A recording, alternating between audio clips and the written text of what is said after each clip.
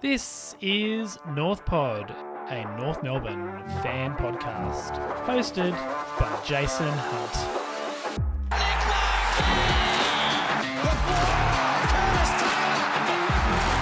Stevenson with his own moves. Carrington. North are in front. Welcome back to North Pod, and welcome back to game reaction number 5 billion for a loss. Unfortunately, that's 13 losses in a row for the Roos. It is not a great feeling, but here we are trying to unpack it and find some positives. Certainly, some negatives to talk about.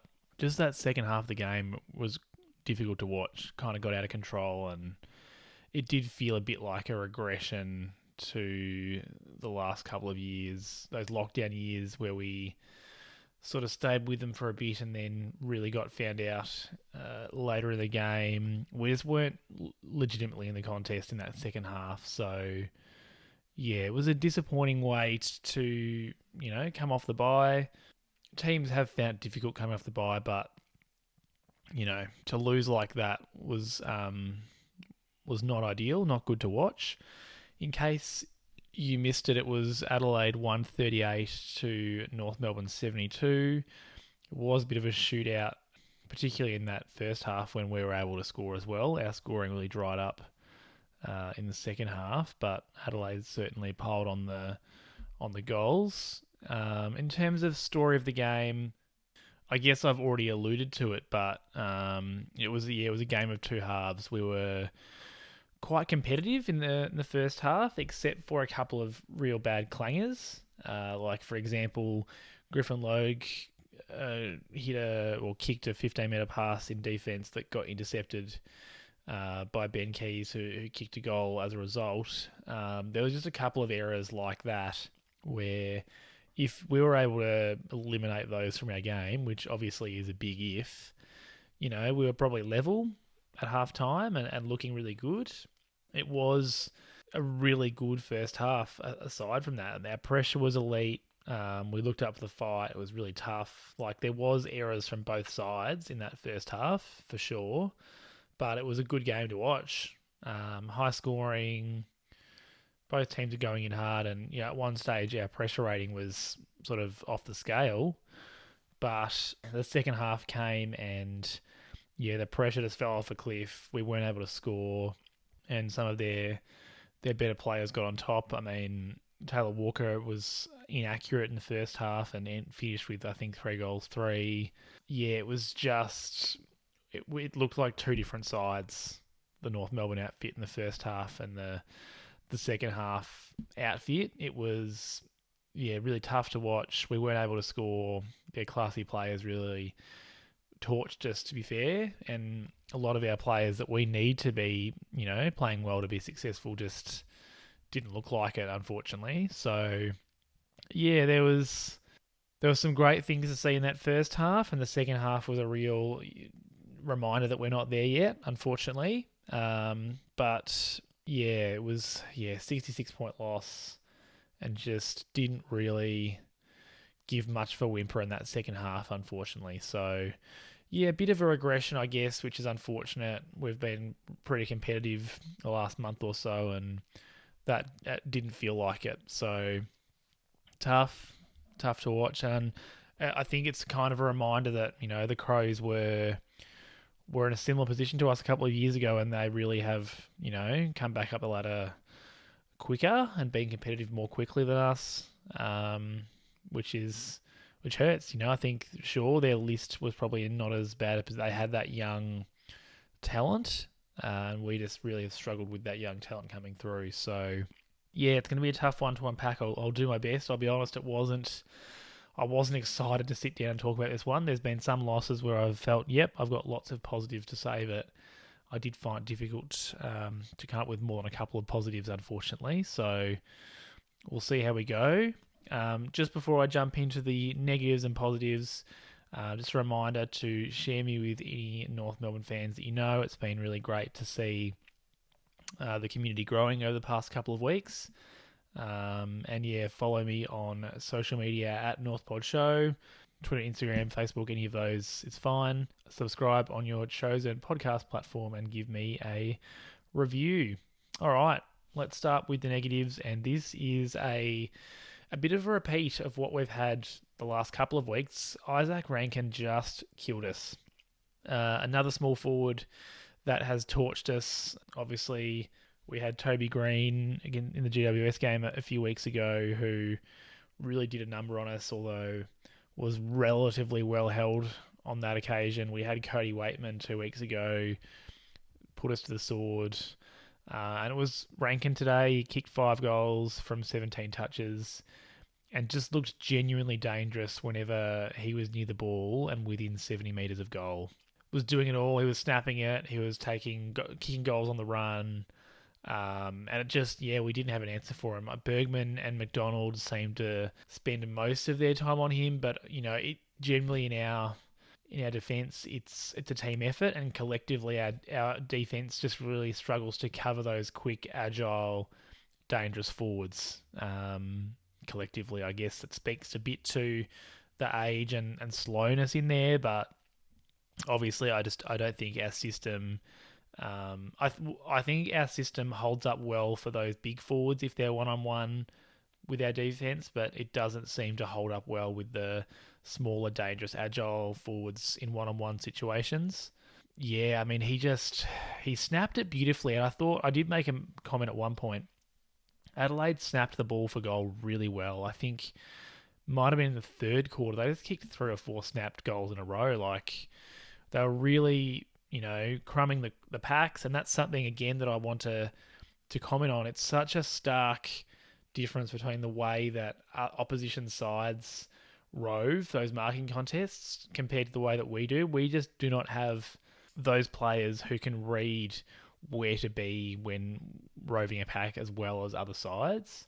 And I think that's something, unfortunately, that's hard to teach. It's not impossible, but it is hard to teach and hard to coach. So that is a concern. We've known that all year. We miss a small defender that can really shut down or lock down on someone, and we miss that small forward that can score goals at the other end. So nothing new, but it certainly hurt us again today. The second negative, just inconsistency in effort and performance from one half to the next. We obviously fell off a cliff in that second half, and it wasn't just the team. Like, there were individuals, I thought, that exemplified that. Aiden Corr, perfect example. He looked solid in the first half, and even early in the third quarter, I thought he was going okay, because he is that one where I just go, do we need to play him as the third tall? We know that he hasn't given us what we've wanted for most of this year. Like, what are we aiming for here? I thought in the first half it looked like it was a smart move. He was, in enough positions where he was able to have an impact. I thought he was playing fine. He wasn't having a blinder by any stretches, but he was doing okay. The second half, arguably his worst half of footy for the year. He had some horrible free kicks paid against him, just made some really simple errors where he wasn't skillful or clever enough to get himself out of situations. And look, in fairness to him, it did look like today he cared. He was really frustrated with his game, or at least the way that the game was going. So he looked visibly frustrated, and that's really all you can ask in terms of at least he cared. But he was a real concern, a real liability in the second half. And I don't know, he's such a tough one, because whilst I don't think he's getting paid quite as much as some people in the media have said, I do think he is that, like, we're paying him enough that he probably should be playing, because otherwise he is just wasted salary. So you've got to try and find a way to make him effective in this unit. And he just, he had a tough game. McDonald was probably the opposite to that. I thought his second half wasn't bad. Again, it wasn't good, but he started the game really shakily, dropping some simple marks, fumbling ground balls, missing handballs that he should make. Particularly that first quarter, McDonald did not look good. And I've been a fan of his. I do think that he brings a lot to the table, but as a leader and a captain, one of our co-captains and a senior player, we need more from him. So it was just, some inconsistent performances from those senior players. I mean, Goldy was subbed out. I'll talk about him a little bit later, but we've had consistency from him all year, and he had an off night, or off day rather. So I think that's where a lot of our issues came from today. We just didn't have consistent four-quarter efforts from players. I mean, even Taron Thomas, who I thought was probably one of our better players, he started the game on fire. He kicked our first two goals, and was, lively early and really faded out of the game. I do think he copped a knock in the second half, which might have impacted his ability to contest it. But he faded out of the game. So we just really need out those players that are going to consistently give us effort and consistently bring what we need, the team needs them to bring. Unfortunately, and we just didn't get that. Which I guess links to my next point, which was the tackle count. We have not been a good tackling side this year, which, for a team that doesn't have the ball a lot, that should be something that we do well, or at least it's, something that we have the opportunity to do well. But we haven't done that well all year. We lost the tackle count again, 81 to 52. So many broken tackles that cost us in key moments. Bergman was one that the commentators called out, and I'd noticed, like, he, just a broken tackle that he just needs that extra time and extra strength. But he was not the only one that was either not tackling or having tackles broken on him. It was most of the team. I mean, Aiden Corr, 0 tackles. As a defender, I don't know how you end up with 0 tackles. And he's not a big monster key back. Like, Ben Mackay, I can understand maybe if there's a game here and there where he doesn't lay a tackle, but he's intercepting it.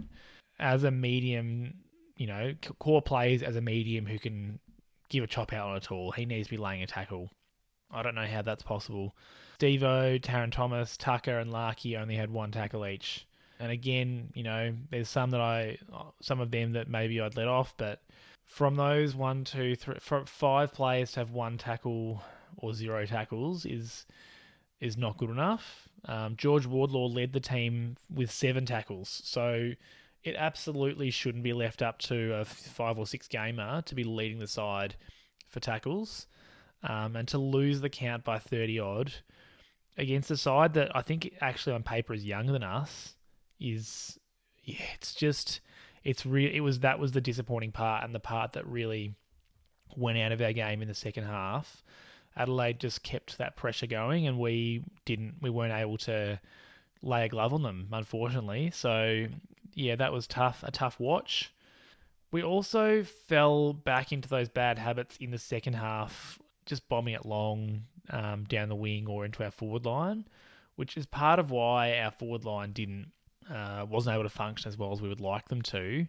Part of it was Adelaide was playing so well and they didn't allow us to play how we want to play. So I think we have to acknowledge that it's not just that we decide to bomb it long. It was the pressure that they were putting on and the way that they were setting up across the ground. But we've got to be more composed, and we've got to, if we're going to win games, we've got to find ways to break that down and play our way out of those situations. It resulted in Hinge having a blinder. I mean, he's obviously relatively new player, is not someone that you want to be getting torched by, but he had 26 touches, 10 marks, and was just intercepting it for fun. You could see every time we kicked it long or blindly kicked it, generally he was marking it or at least getting in the way and kicking it back the other direction. So he had a really good game, which was unfortunate for us because it meant that we were kicking it down his throat a lot of the time.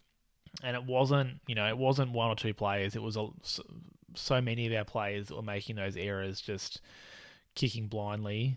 And I think that's the kind of thing that, before the bye we'd mostly stamped out. Obviously, we still, there's going to be times where you've got to get a quick kick away and you're not sure who's down the line. You haven't had a good look, but it was happening too often and too consistently, and that was why the scoring really dried up for us in the second half.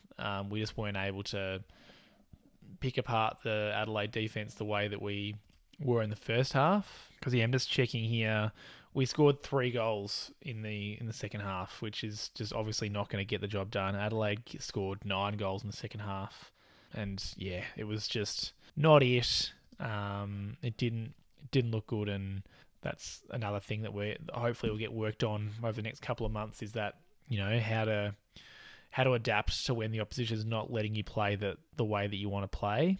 Final negative, just some bad or average games from players who have generally been playing really well this year.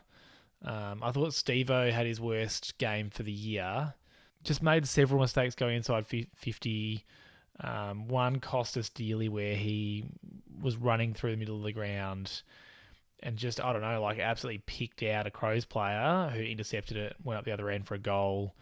But yeah, he managed to snag 1 goal, I think, in the third quarter. Just wasn't effective overall, didn't get involved enough, I guess, both offensively and defensively, given he wasn't able to tackle. Todd Goldstein was thoroughly beat in the ruck. Riley O'Brien was having his way, and Goldy ended up getting subbed out during the third quarter, completely tactical, which I thought, I didn't mind the move, to be honest. I think Goldy only had 4 or 5 touches to that point.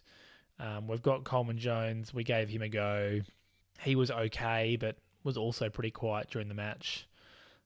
So the ruck battle, we were thoroughly beaten in, which is not something that happens often.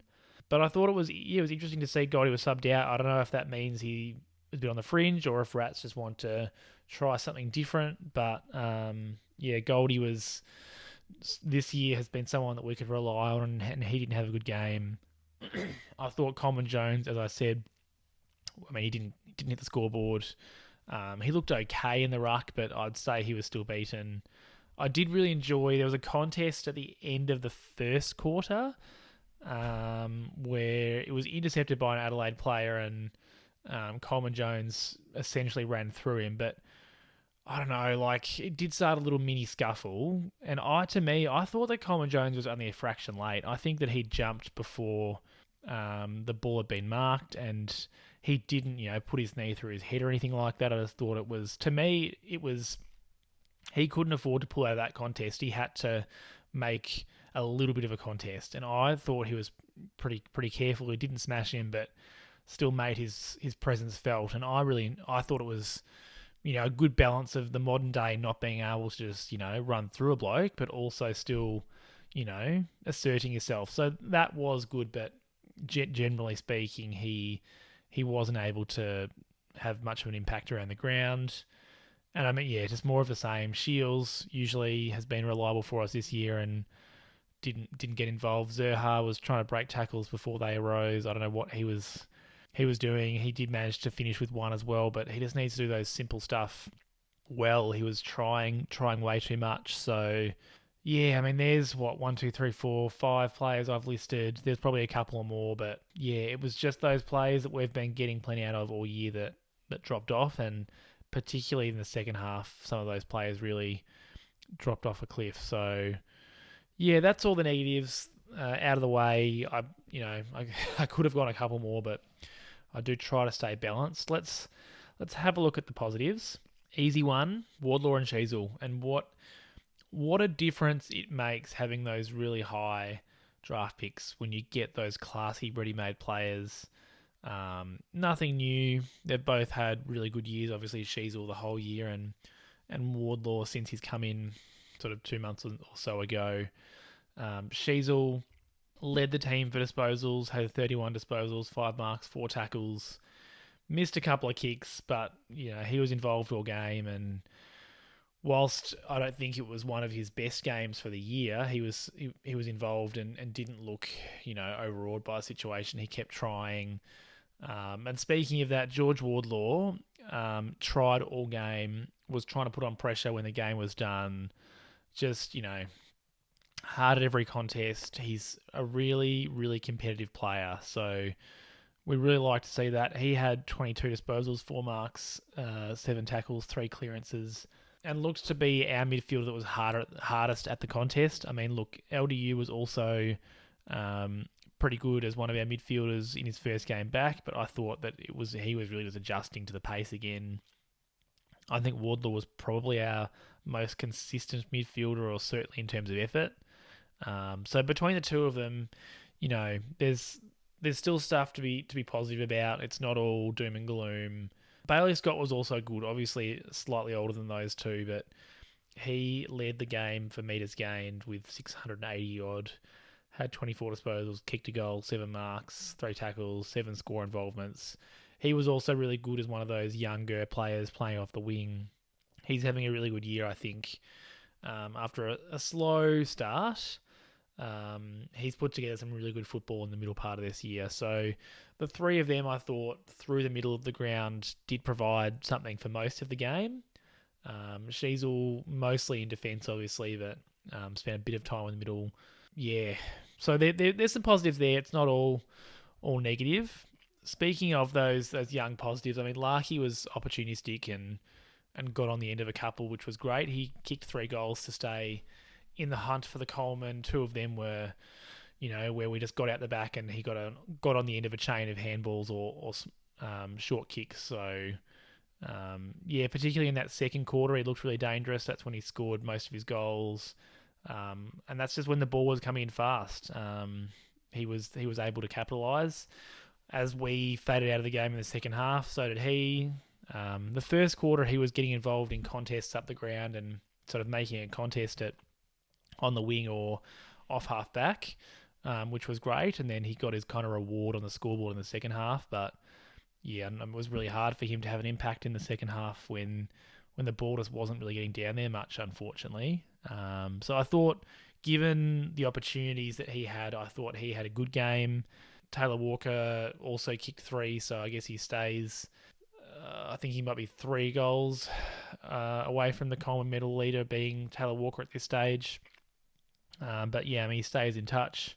So we've always, the past couple of years, like obviously in the Ben Brown era, and then we've kind of, transitioned into Larkey, we have managed, despite our absolute mediocrity, to have, a goal kicker towards the top of the Coleman. There was that year that Ben Brown was a shoe-in, and then Lynch kicked a million goals in the last round to go past him. Like, we have managed over the past 10 or so years to be competitive in the Coleman medal, but we haven't won one, so it'd be great if Larkey could keep piling them on for that reason.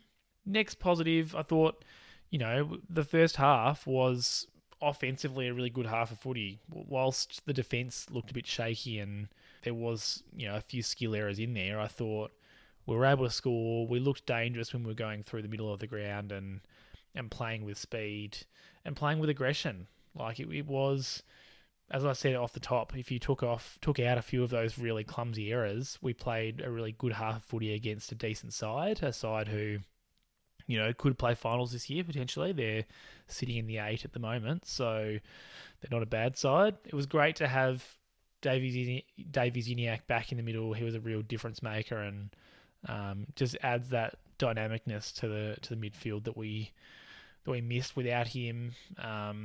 It really did look like we could match it with the Crows. It was just that consistency, because in the second half it really disappeared, unfortunately. So I guess hopefully when the boys are unpacking the match, they're looking at that and saying, look, in the first half, here's all the things that we were doing right. And by the same token, in the second half, here's where things went wrong, and here's why we're in the position that we're in, I guess. Because it was such chalk and cheese, that first and second half. So hopefully we can take some positives out of the way that we were playing and how dangerous that midfield and forward line was looking in the offensive part of the game in that first half. And the final positive, as I said, I really found it hard this week. Taron Thomas was looking really dangerous early, kicked our first 2. I talked about that a bit earlier. Was involved in everything early and just, needs to work on staying a bit more consistently throughout the game. But much like Davies Uniacke, I think we look like a much more dangerous, dynamic midfield when those two are in there. And I think those two aren't far off having like a real mega breakout game. I think something that happens with them at the moment too often is they get caught holding the ball because they're trying to do too much.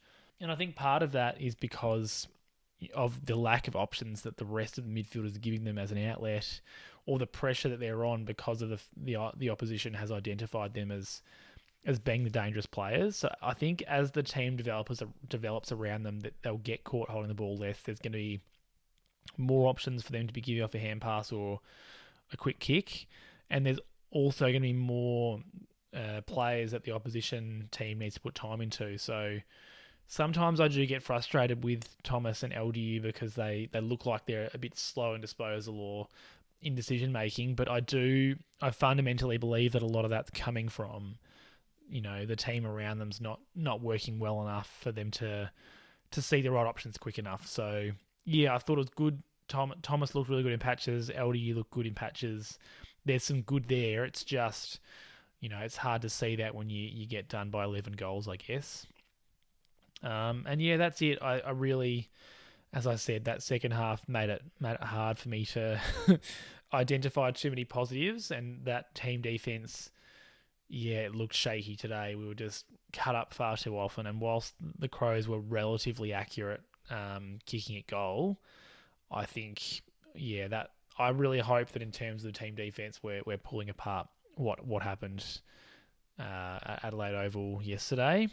Okay, let's have a quick look at any other news from the week. There's actually not a heap to go through. The VFL game's happening as I record this, so I don't really have much to add to that yet, other than I hope that there's some good pressure coming from the VFL side. I think they're playing Williamstown, so, decent opposition.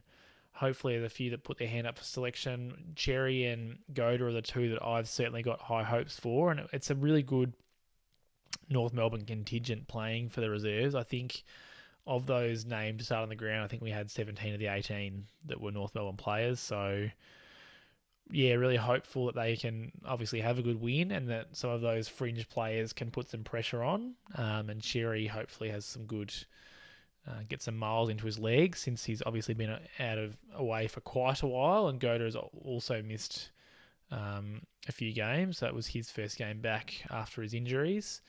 But yeah, I can't speak to that because it's happening as we speak. The other news the only piece of news this week was that Clarkson is going to be returning gradually over the coming weeks. So I feel like that's got to be great for the feeling around the club. Hopefully he'll be able to get involved in some wins over the coming weeks. They've been hard to come by this year, and obviously I think wins paper over everything. Let's be honest. So sounds as though he's going to transition, I guess, part-time back into it. He's not going to go straight back into head coaching. They haven't really given a concrete timeline on when that might be, but Brett Ratton's been doing such a great job. I think, the club has handled that really well given the circumstances. So, yeah, it's great that he's close to a full return. Obviously, he must be in a good space if that's happening. And I think it'd be great if he can be, back coaching us properly before the end of the year, if that's what he feels comfortable doing and what he wants to do. That's great. So that's really the only news from this week. Obviously, it's been bye week. The players have gotten away for a holiday. I've seen a bit of that on social media. So hopefully they've rested up and we can, dish up a bit better than we did for the next 8 or so weeks. Fingers crossed. So next weekend we have what I think is the worst road trip in footy in terms of, our chances of winning. We've got Geelong at GMHBA on Sunday afternoon, the 1:10 game. Oh, yeah, it makes me nervous, this one. I'm just hoping it's nothing like last year's performance. We got absolutely pantsed in Geelong last year. I was actually on holiday in New Zealand at the time and I stayed up to watch it. And I don't know why I did. We were just belted. So hopefully it is nothing like last year, but I certainly am not expecting to win. I just would love us to be more competitive than we were today. And I think it's important that we stay competitive so that we can go into that next block of 3 games with some confidence, because there's some winnable games there. We play the Hawks, the Saints, and then the Eagles in the next couple of rounds. So if we get belted by Geelong and we're going into those games with lack of confidence, it's going to be much harder to get up for the wins. So I think it's important that we're competitive. We don't need to win. I think it's inevitable that we're going to go in and we'll lose our 14th in a row. But yeah, competitive, stay in the game, lose by 4 or 5 goals, and hold your head high is what I'd be hoping for. Cameron's had the week off for his concussion, so he'll be fresh. I really don't know that we have an answer for him and Hawkins in that forward line. The two of them have played well against us in previous years. Obviously, Logan, Mackay are the two that would go to them, but yeah, I mean, I think that I'd be putting Logan on Cameron and Mackay on Hawkins. Don't feel great about it. I could see playing Corr again. He did not play well in that second half against Adelaide, but they've also got Henry down there. Like, they're quite a tall forward line. I think you'd like Corr to be able to play as a third tall. And really, I think the part that this is a bit of a sidebar, but I think if we have those 3 tools, one of them really should be, in my view, should be there to play as that interceptor, like, smart defender, like a Jake Lee was able to do for Melbourne. Now, I'm not saying like that. He's one of the best at the game. So I just think we need that option that can come in and take that intercept mark, rather than having these absolute lockdown defenders or these defenders who are playing a zone, but the zone's not working as effectively as it should. So anyway, I know it's a sidebar, but yeah, that Cameron Hawkins forward line worries me, and particularly if we're conceding 21 goals to the Crows, I hate to think what Geelong might kick on us. And yeah, just hopefully some of those younger players in the VFL are putting some pressure on, and I think we'll see a couple of changes this week. My partner did ask me, are we missing any players for that Adelaide game? And I said, well, not really. Like, the only players that are injured really are the ones that are returning through the VFL in Cherry and Goda, and neither of them are established best 22 players at this stage. So we're essentially full strength against Adelaide and still got beaten by 11 goals, which that's, I think, the big concern. We've had times throughout the year where we've had a few injuries and we've kind of used that as a bit of a reason or an excuse, but we didn't really have that this weekend. So yeah, I'm hoping that one of those two can maybe find their way back in if they've had enough time in the VFL and if they've played well. And then, yeah, I don't know who else might be pushing up. Obviously, Spicer, I wouldn't expect to see in the short term. Maybe someone like an Archer or a Cooper Harvey or someone like that, but they haven't looked super close yet this year. So yeah, it's hard to say, but hopefully whatever changes we're making is on the back of those players having some good form in the VFL and not just we're giving it a try, because I don't think that's a good platform for success at all. But yeah, that's it for the podcast this week. Trying to keep it a bit shorter, given it was such a shocker of a game. I don't want to spend too much time on it. Doesn't bring me much joy. So just another reminder to like and subscribe to the podcast. Follow me on social media at NorthPod Show, Twitter, Instagram, Facebook, all the usual spots. And share me out with any North Melbourne fans you know. Again, I just want to give a big thanks to those people that have been doing that. I really appreciate it. It's really helped the show grow, and I'm hoping to see the show grow, even though we're losing every week. Everyone's still listening, so I really appreciate it. Have a great week. Winter's certainly hit. It's cold and wet, so stay inside or head up to the snow if that snow starts dumping. And yeah, hopefully we can put up a good fight against Geelong next week. Yeah, I'll speak to you probably the Monday after that, I would say. Go North.